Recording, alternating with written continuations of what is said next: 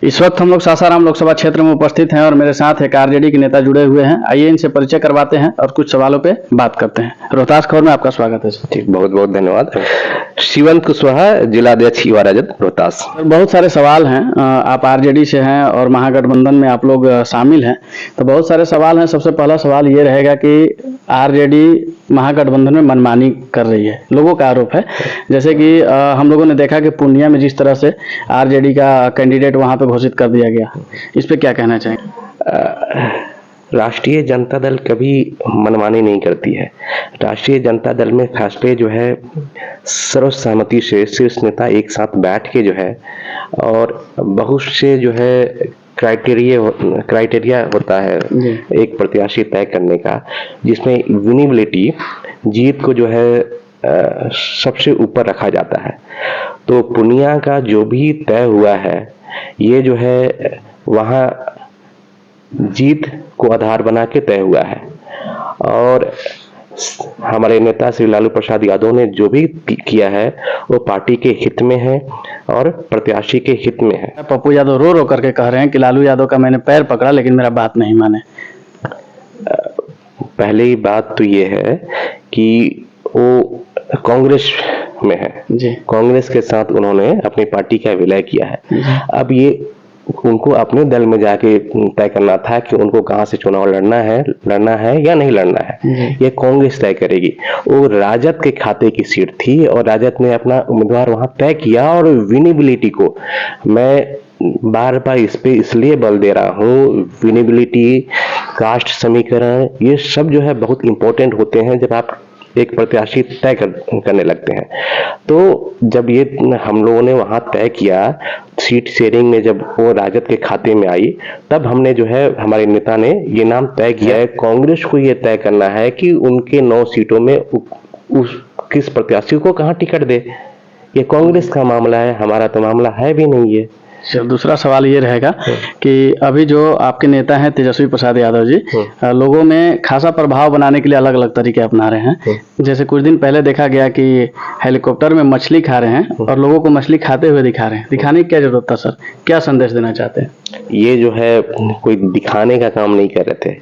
ये वीडियो जो है, इस पे बहुत तरह का जो है अभी देख रहे हैं कि वाद विवाद चल रहा है मीडिया के भीतर भी। ये 8 तारीख का वीडियो है और ट्विटर पे आप जब उसको उनके इस पोस्ट को, ट्वीट को देखिएगा, तो उसमें सहनी जी का भी बयान है कि हम लोगों के इस तरह से जो है वीडियो के जो है जाने के बाद जो है कुछ लोगों को मिर्ची लगेगी। 9 तारीख को जो है, अभी हम देख रहे थे कि भाजपा के भी बहुत सारे नेता लोग का इस पे बयान आ रहा था, और जो है वो सनातन वगैरह का जो उनका जो है घिसा पिटा जो है उनका जो है वही उसी पैटर्न पे चल रहे थे। लेकिन वो जो नौमी है 9 तारीख से आरंभ होता है, वो 8 तारीख का वीडियो था जिसमें वो जो है मछली खा रहे हैं और आपस में बातचीत कर रहे हैं। और उनके बयान जब वो इस तरह का जो है वीडियो आया, तो उन्होंने इस चीज को जो है देखा भी नहीं, जाके ट्विटर पे खंगाला भी नहीं कि ये किस दिन का वीडियो है, उसमें डेट का भी उल्लेख है। ये इतनी घबराहट में है, इतनी व्याकुलता में है कि अब वो किसी तरह भी कोई इस तरह के मुद्दे पे जो है कोई ऐसा जो है बिटंडा खड़ा कर देना चाहते हैं। पुनः उसी सवाल पे आते हैं कि तेजस्वी यादव जी कहीं ऐसा तो नहीं कि जो मुकेश सहनी जी के समुदाय है उसके वोट पे हावी होने के लिए इस तरह से मछली का ये दिखा रहे हैं कि हम मछली भी खाते हैं और साथ में मुकेश सहनी जी भी बैठे हुए हैं। ये दिखाने की क्या आवश्यकता है? उनका समाज जो है, मुकेश सहनी का समाज जो है, मुकेश सहनी जी के साथ नहीं है तो किसके साथ है? मुकेश सहनी जी जो है नेता हैं, मुकेश सहनी जी जो है के पीछे जो है लाखों संख्या में उनके समाज और अन्य समाज के लोग भी खड़े हैं। तेजस्वी यादव के साथ जो है लाखों लोग पीछे खड़े हैं। तो ये बताने की क्या आवश्यकता है? ये बताने की आवश्यकता है। सर, मुकेश सहनी का अचानक आना कैसे हो गया? पार्टी में अचानक कैसे आ गए? पहले तो बीजेपी के साथ में थे। 2019 में वो हमारे साथ थे।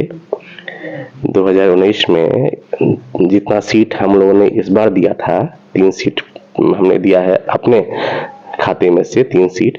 इतनी सीटों पे जो है पिछले लोकसभा 2019 के लोकसभा चुनाव में भी हमारा तालमेल हुआ था उनके साथ। एक सवाल और रहेगा कि राजद को किस बात का मजबूरी है कि दल बदलने वाले नेताओं को फिर से वापस करना? क्या लगता था कि अगर मुकेश सहनी जी नहीं आते हैं तो कोई दिक्कत हो जाती क्या? कोई भी हमारे साथ आके हमारे मोर्चे को मजबूत करना चाहे तो हम उनका जो है स्वागत करेंगे। दरअसल जो है अभी जो है इस देश में जो है भाजपा के खिलाफ जो है एक सशक्त मोर्चा बना है इंडिया गठबंधन, उसमें यदि जो है सहनी जी आते हैं और इस मोर्चे को मजबूत करने का संकल्प लेते हैं और जो है मोदी की सरकार को जो है अपदस्थ करने का, बेदखल करने का सत्ता से चुनौती देने का संकल्प लेते हैं तो हम लोगों को स्वागत करना चाहिए। अच्छा, जितने भी नेता आरजेडी को छोड़ करके अपना दल बदल लिए, अगर पुनः वापस आते हैं किसी लालचवश कि अगर चलते हैं आरजेडी में और वहां पे हमको टिकट मिल जाएगा तो उसका भी स्वागत करेंगे क्या आप लोग? नहीं, ऐसी बात नहीं है। हम लोगों ने कहा है कि इस तरह का नहीं, पार्टी जो है बहुत सी चीजों को ध्यान में रखे जो है प्रत्याशी तय करती है। हमारा कार्यकर्ता कौन है, हमको किस उम्मीदवार को वहां खड़ा करना है, समीकरण क्या है, किसको खड़ा करें तो हमको जीत होगी, ये सब सारी बातें होती हैं जिसको आधार पर तय होते हैं। चलिए अगला सवाल की ओर चलते हैं कि सासाराम लोकसभा क्षेत्र में हम लोग हैं और यहाँ से आपके गठबंधन का कोई उम्मीदवार घोषित नहीं हुआ है, क्या समस्या है? नहीं, घोषित नहीं हुआ है, पार्टी ने मन बना लिया है और शीघ्र ही घोषित भी हो जाएगा इसमें। और जब घोषित हो जाएगा, कार्यकर्ता घूम रहे हैं इंडिया गठबंधन के, तो प्रत्याशी तो पार्टी को ही रिप्रेजेंट करता है और पार्टी ने मन बना लिया है किसको लगाना है, क्या करना है। बहुत जल्दी ही घोषणा भी हो जाएगी।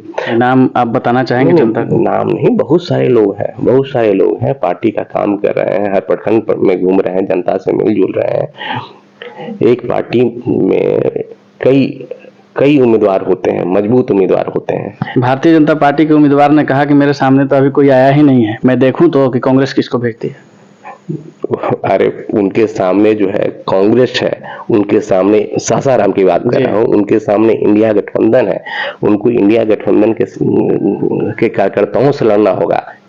सभी पार्टी ने अपना मैनिफेस्टो रखा है, बीजेपी वाले अपना प्रचार कर रहे हैं, महागठबंधन की ओर से कोई मैनिफेस्टो है क्या?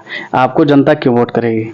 हमारे पास तेजस्वी जी का रोजगार का मॉडल है। 17 महीनों का हम लोगों को वक्त मिला और 17 महीनों में तेजस्वी जी ने जो मॉडल पेश किया है उस मॉडल की पूरे विश्व में चर्चा हो रही है और ये जो है दुनिया में इकलौता उदाहरण है जो इतने कम समय में इतने लोगों को रोजगार मिला है।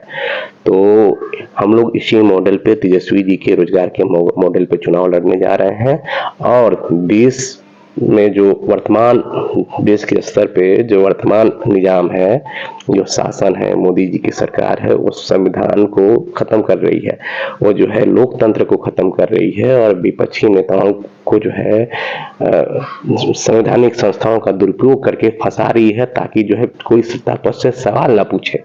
तो हम लोग लोकतंत्र को बचाने के लिए, संविधान को बचाने के लिए और रोजगार मुखी शासन देने के लिए जो है, जो तेजस्वी जी का मॉडल है, तो उसी के आधार पे वोट मांगेंगे। इस लोकसभा चुनाव में जनता किस तरह से वोट करे, कुछ जनता से कहना चाहिएगा? बिल्कुल, हम चाहेंगे, जनता से चाहेंगे कि इस बार जो है जुमले नहीं बल्कि धरातल पे जिसने अपने वादे को निभाया है उसके लिए वोट करें। एक धर्मनिरपेक्षवादी, एक सामाजिक न्यायवादी सरकार जो है स्थापित करने के लिए वोट करें, रोजगार के लिए वोट करें, महंगाई कम करने के लिए वोट करें और शांति सद्भाव के लिए वोट करें। यही अपील करूंगा आज अपने नौजवान भाइयों के साथ और जनता के साथ। चलिए, तो ये है मेरे साथ युवा राजद के जिला अध्यक्ष शिवंत कुशवाहा जी, जिन्होंने तमाम सवालों का बड़े बेबाकी के साथ में जवाब दिया। कमेंट बॉक्स में राय जरूर दीजिएगा। धन्यवाद।